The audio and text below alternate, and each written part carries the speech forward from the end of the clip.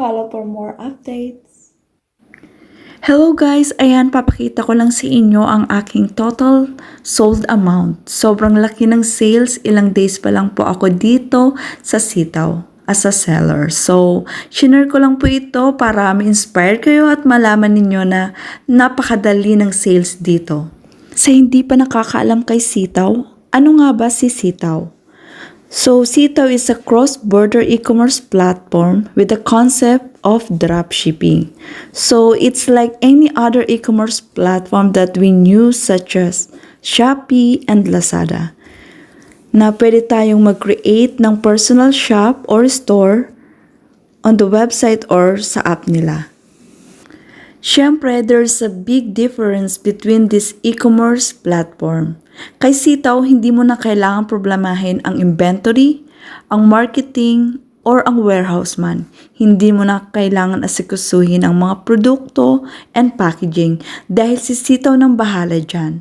All you have to do is to create your store in Sitaw. So ngayon tuturuan ko kayong mag-register sa Sitaw. Pumunta ka lang sa Google Play at i-type ang Sitaw at i-install ito. Pag na-install mo na, i-open mo lang ang Sitaw app. Then, i-click itong sign up.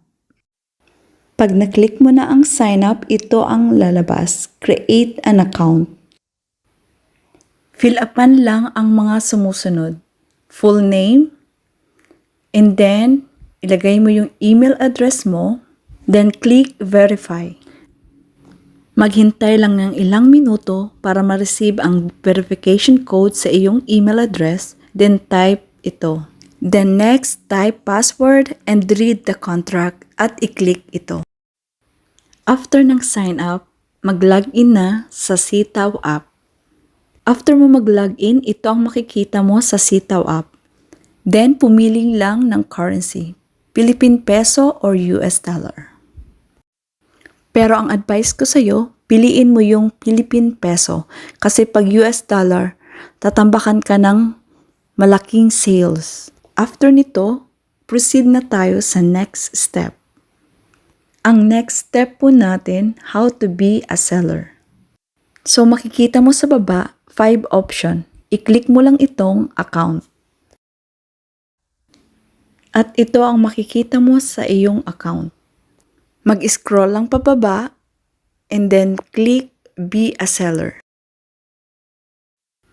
After that, you can put your shop name and don't forget to put my referral code dahil hindi ka makakagawa ng account kung walang referral code.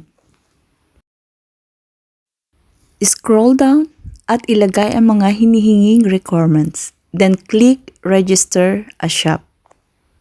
After mo mag-register ng iyong shop, so maghihintay ka na lang ng ilang oras or maybe 1 day to get approved at pwede ka nang mag-add ng products sa Sitaw shop mo. Sa susunod na video, ituturo ko sa inyo kung paano mag-add ng products sa Sitaw shop mo. Follow for more updates. At kung nagustuhan mo ang video na ito, huwag kalimutan mag-react at mag-iwan na rin ng comment kung ano masasabi mo sa topic natin for today.